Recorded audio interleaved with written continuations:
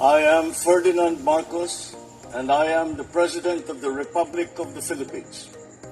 I stand today on behalf of 110 million Filipinos. Hey everyone, hello universe, it's me again. Shout out sa inyo mga kababayan. I-updates ko lang to guys, no. Itong punta ni Pangulong Marcos Jr. kahapon dyan po sa Malampaya na talagang binisita niya itong bagong guys, no, itong Noble Viking ship drilling, no. Ay wow, social. Actually itong Noble Viking drilling ship, bago ito mga kababayan. Mayroon po akong content dyan, in-upload ko yun itong mga nakaraang buwan pa, no. But anyway, ito basahin ko po ang sinabi ng Pangulo. Okay, sabi niya po dito, 20% ng kuryente sa Luzon ay galing sa Malampaya. Ito ang nagpapatakbo ng ating mga tahanan, paaralan, ospital, opisina at pabrika. Ngunit unti-unti nang nauubos ang reserba. Kaya sinimulan na natin ang phase 4 drilling upang makahanap ng panibagong gas wells at masigurong tuloy-tuloy at abot kaya ang kuryente para sa bawat Pilipino. Tingnan nyo, to the rescue talaga ang Pangulo. At nagpasalamat din po tayo sa kanya sa ginawa niyang pag-sign contract, no. 10 years ba yan? Correct me if I'm wrong. Pakinggan niyo po guys yung sinabi ni Secretary Garin. Tingnan nyo ang Pangulo, alam na alam niya. Matagal na panahon na pabayaan na ito. Walang guys, wala yatang pagkikilos itong mga nakaraang mga administration. Nako, medyo tagalid tayo dito kasi kung ito po ay mauubusan ng gas, walang itong reserba, patay tayo no. Tuloy, lumipad ako sa Noble Viking ngayong araw upang personal na makita ang progreso at ipakita ang buong suporta ng pamahalaan para matapos ito sa takdang panahon habang pinalalawak natin ang paggamit ng renewable energy. Ang natural gas ang magsisigurong sapat, matatag at maasahan ang ating supply ng kuryente. Biro nyo yun mga bes. Grabe ang galing talaga ng Pangulo walang kahinto-hinto ito. Kaya abangan nyo guys yung mga magaganang programa niya, malalaking proyekto niya. Kahit nakikita niya ang problema, kaya to the rescue lagi ang Pangulo. Grabe ang mga nakaraan, uupo lang sila sa Malacanang, wala naman asenso. Ano ba yan? Pabaya. Lalo na po yung sinabi ni Secretary Vince Dizon. Ay naku, naloka ako. Magaling talaga maglutas ito si Pangulong Marcos Jr., no? So ito po yung mga ibang highlights guys, para makita nyo. Yan yung bagong drilling ship by Noble Viking. Agay. Ayan pa ang Pangulo kasama Secretary Green. Ayan, lumapag na ang Pangulo. Shout out sa inyo mga kababayan. See you again on my next upload video. Okay, para kompleto, detalyado mga bes, panoorin nyo itong ang press briefing ni Secretary Garin at Secretary Dizon, na talagang mayroon silang sinasabi tungkol sa mga nakaraan na walang pagtugon sa problema ng bawat Pilipino. Ay nako, kaya sa susunod marunong tayo pumili ng Pangulo kung sino iluluklok natin. Yung katulad ni PBBM, madiskarte, maparaan at to the rescue lagi sa mga problema. So yun guys, ito panoorin nyo ito. Eto na. Kung nakikita nyo ang Pangulo, ayan lumapag na siya kasama si Dizon.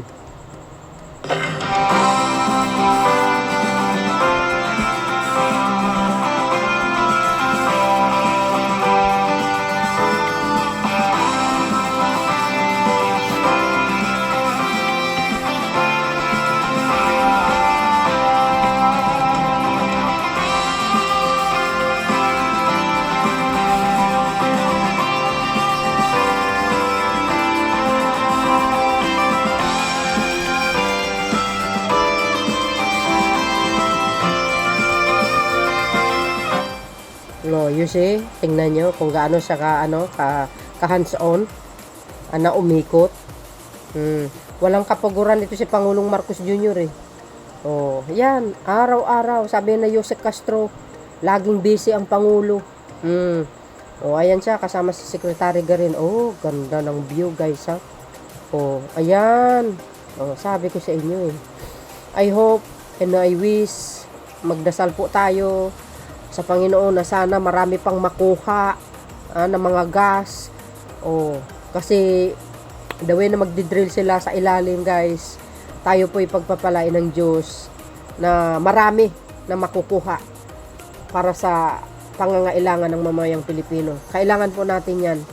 God is good all the time, mga kababayan, kasi mabait ang Pangulo, hard work ito, kaya pagpalain tayo ng Diyos. 'Di ba, mga kababayan? Pagpapalain tayo ni Lord. As long as na magdasal tayo at tiwala tayo kay Pangulong Marcos sa kanyang kakayahan. Talagang siyempre kayang-kaya niya talaga. Magaling na pinuno, ika nga, no? So, para kumpleto detalyado, guys, no? Para panoorin nyo ito yung press briefing ni Secretary Gadin ng DOE at saka ni Secretary Vince Dizon ng DOTR.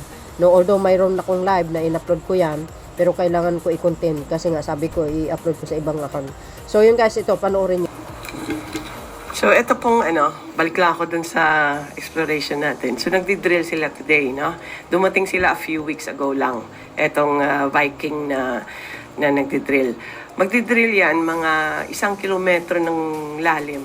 And then it will drill around 2 kilometers more. So mga 3 kilometers yan. Ganun ka impressive ang tinatrabaho nito. 3 wells pa yan, hindi lang nag-iisa.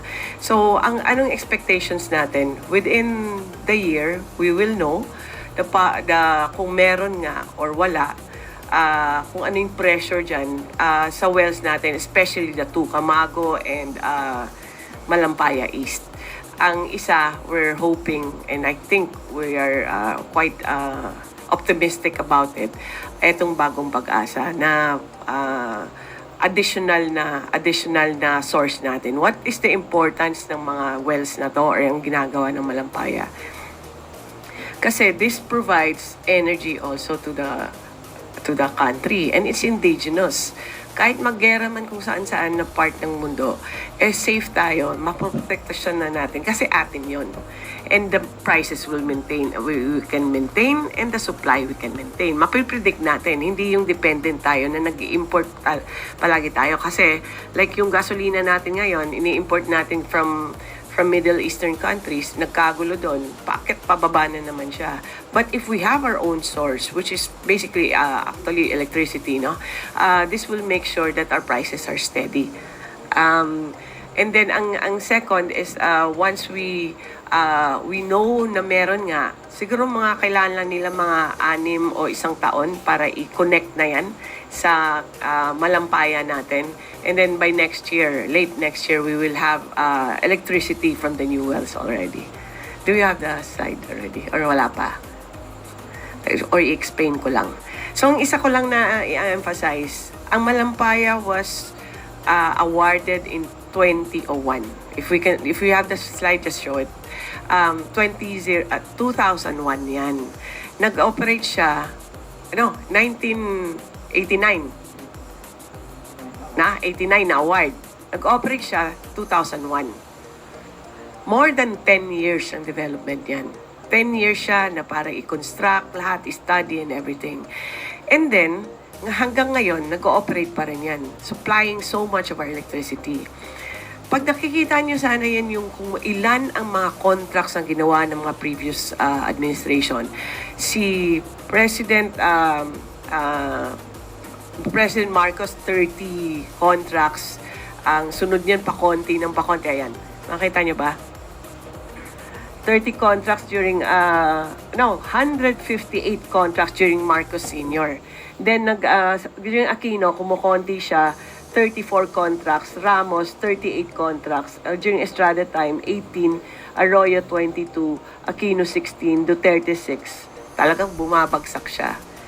We should have done the Malampaya extension and exploration 10 years ago, at the very least. If it takes 10 years to develop Malampaya original, siguro naman dapat naisip na natin yan, magkakonti na.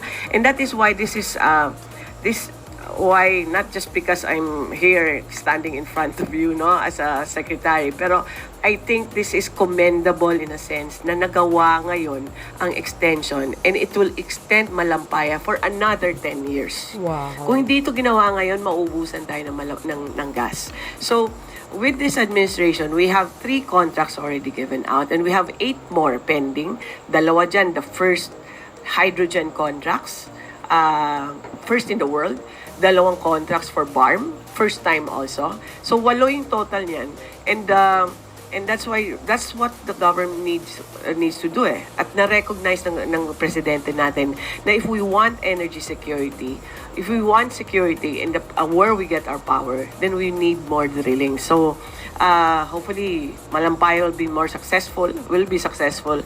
And I think with the trend ngayon na padami na yung mga kontrata na we are awarding, then I think the president is not just concerned of your energy needs today or until 2028. I think is concerned of the long-term needs of our country. Na eto 10 years pa to, alam niya 10 years pa to yung epekto nito.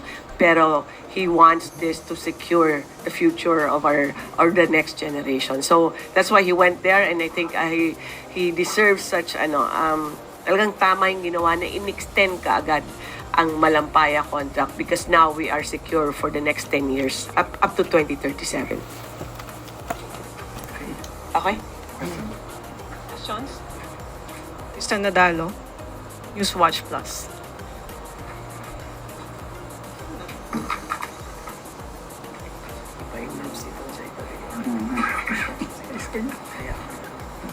Hi, Sec. Good morning. Kay Energy Secretary Garin po.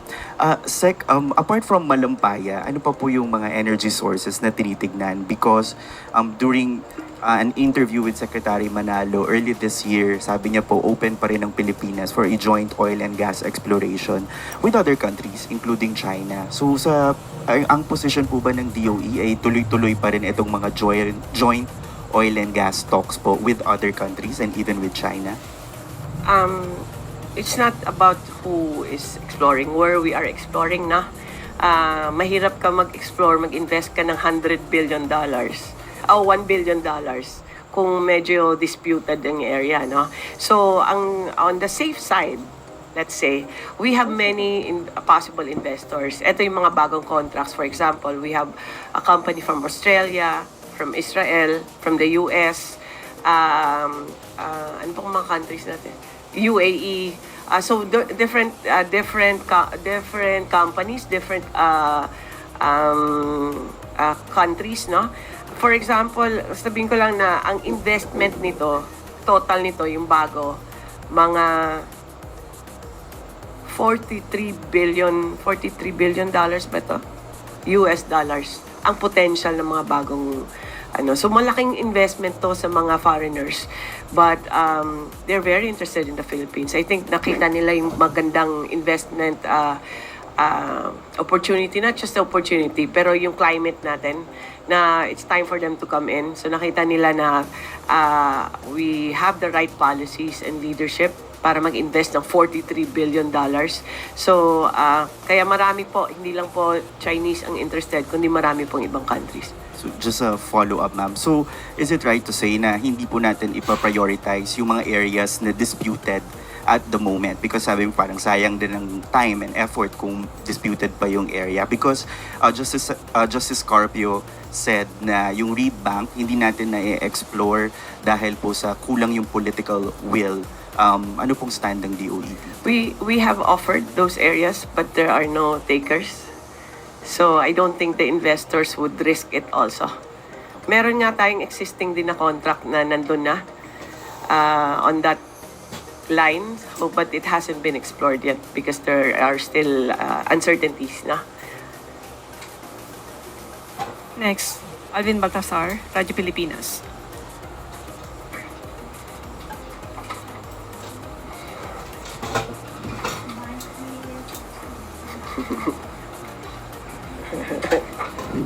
Secretary, magandang tanghali po. Secretary, kahapon nga nag-flyby si Pangulo doon sa Malampaya area, no? And sabi niya rin doon sa social media account na papaubos na nga yung reserve. Ang tanong, Secretary, bakit ngayon lang sinimulan yung drilling operation? Magandang tanong at tamang tanong po yan. We should have started the drilling by 10 years ago, I would say. Kasi paubos siya by 2027 eh. Maubos na siya by 2027. So, or 2030. Mga 27 or between 2027 to 2030. Depende kasi kung sinong expert ang kausap mo. Ano. Pero, ngayon, buti na lang, ni-extend ng presidente ang kontrata ng Malampaya at inobliga sila na mag-drill ng new wells. What is impressive with this new contract, with this extension, magagawa po ng Malampaya natin. They've started they were extended 2023. Nag-drill sila today, and they will discover this year. They will find out if there is gas there, and if there is gas, pwede na silang magbato ng gas sa power system natin. So 23 hanggang 2026, 3 years lang under the leadership of the President, because minadali kasi kailangan yan, kasi may Coast Guard ka na nagpro-protect yan. There is BOC that has to kailangan mag-import sila ng equipments, immigration sa mga tao. So, well-coordinated kasi ang gobyerno natin ngayon. So, kaya mas mabilis at this is the first time that it's an all-Filipino consortium. So, kaya I think for the love of the Philippines din, kaya mas mabilis sila. And Secretary, kanina nabanggit nyo na maganda yung prospects natin doon sa drilling operation. Anong indication yung nakita natin para sabihin natin maganda yung prospects natin?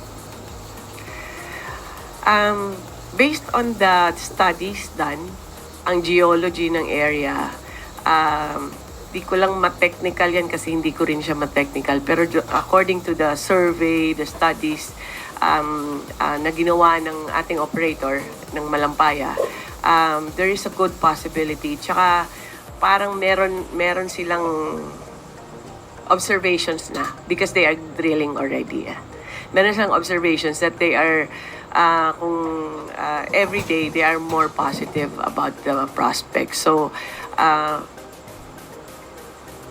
I'm not sure if I have the liberty to disclose all that pero yun lang na maganda yung prospect because the studies have shown it, and then yung findings nila while drilling it, mukhang maganda yung prospect niya.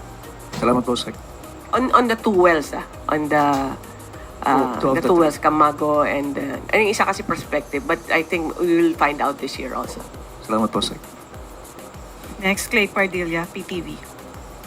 Good morning po, Secretary Garin. How prepared is the government kung wala pong makita or kaunti lang yung supply sa mga dinitrill? What will happen to our power supply? Thank you. We will continue, and I think yung kung isipin na wala.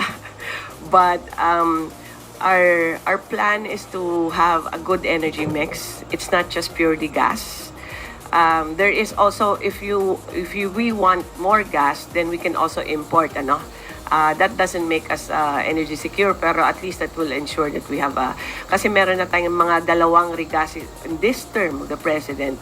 There are the only regasification facilities have been completed. So kaya natin mag-import na ngayon. Now, if there is still the other option is to push more renewables, because there is so much interest in the Philippines on renewable energy, and as you know already, 85% of the foreign direct investments is on renewable energy. So marami pong gustong mag-invest dito sa Pilipinas.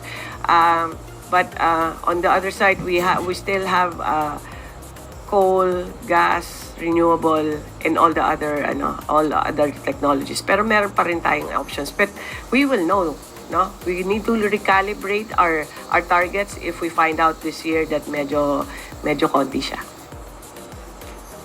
Okay. Next, again, Alvin Baltasar, Radyo Pilipinas.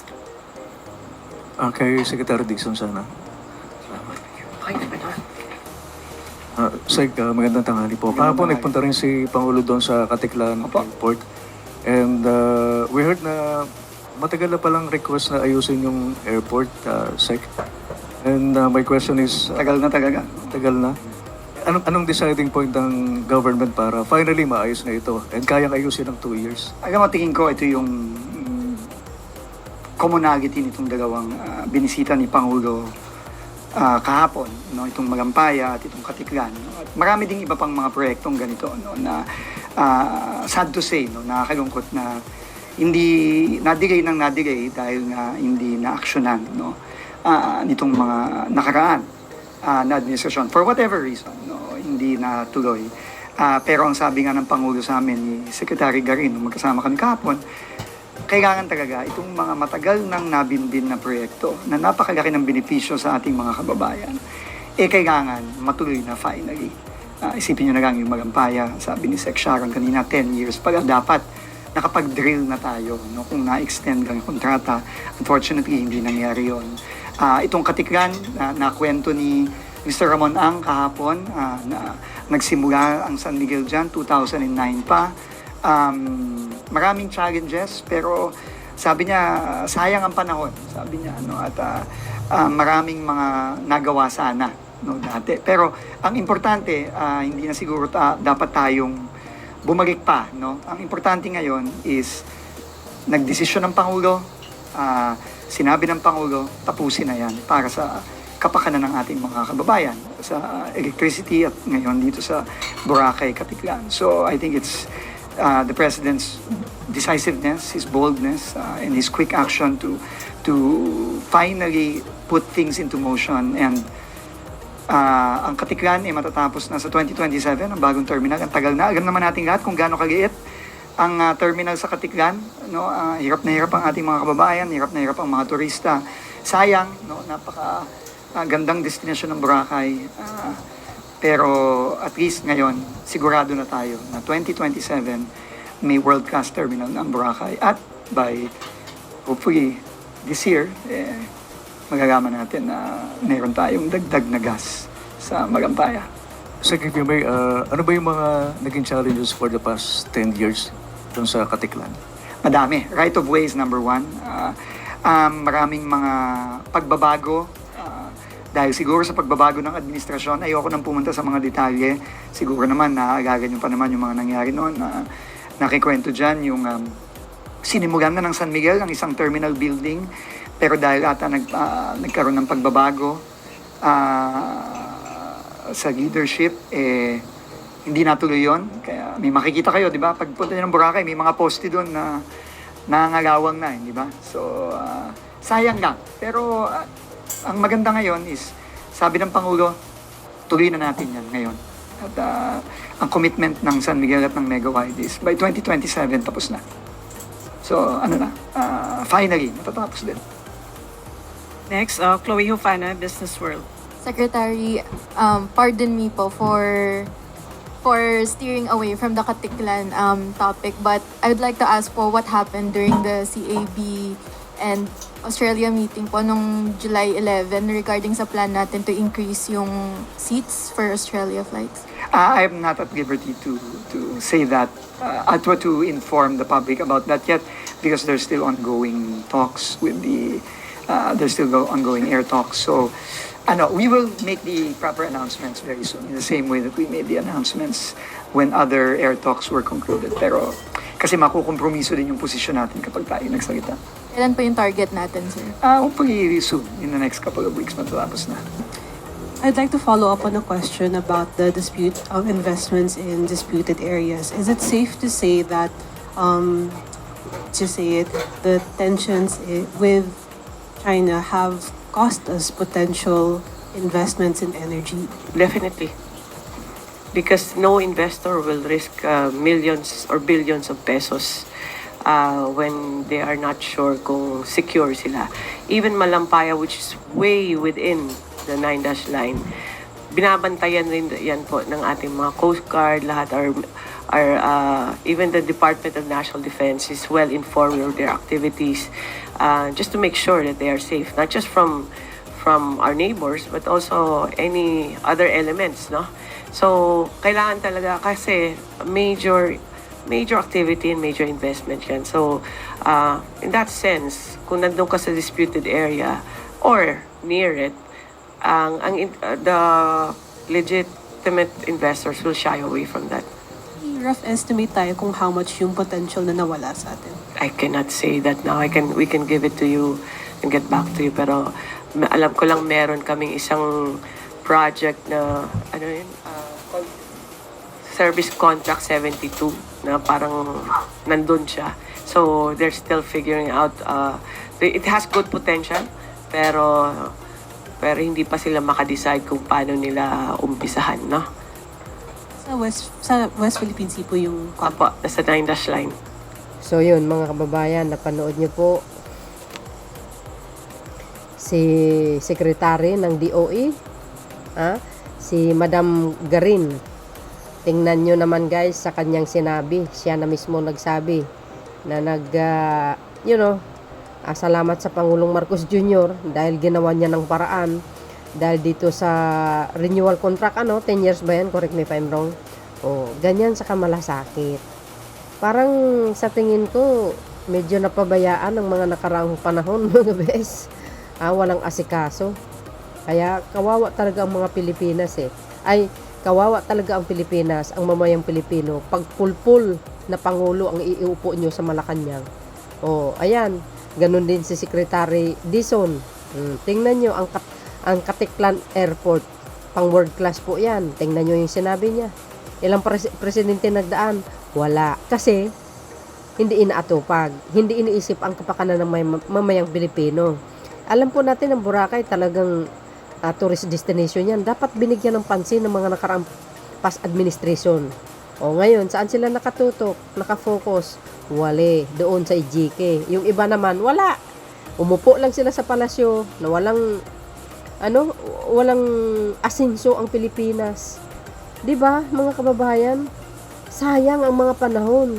Sabi ni Secretary Dizon, sayang yung mga panahon. Bakit sa ngayon si PBBM, kung nahirapan sila sa mga problema para maipatayo yung Katiklan Airport na yan, bakit si PBBM nakaya niyang lutasin? Ano nangyari? Kaya nga sabi ko guys, si PBBM talagang madiskarte, maparaan, masolusyon sa problema. Yan.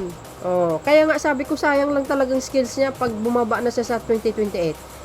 Sayang ang dami pa siyang pwedeng magagawa, mga kababayan. Kaya dito yung makikita, mga sekretary na mismo ang nagsabi. Tulad na lang yan, sa Malampaya. Nagpasalamat talaga si Secretary Garin. 'Di ba? At least, ang Pangulo to the rescue lagi. Ayan.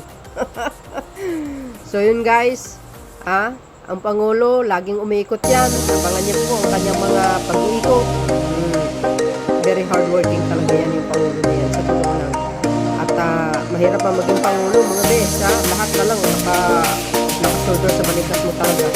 So yun guys, ang ating latest updates. Talagang sinadya ko ito na sininggal ko. Kaya see you again on next episode para ma-inform at ma-share ko sa ibang accounts ko. Kaya ginawa kong content. Thank you guys for watching. See you again on next upload. Bye and babu.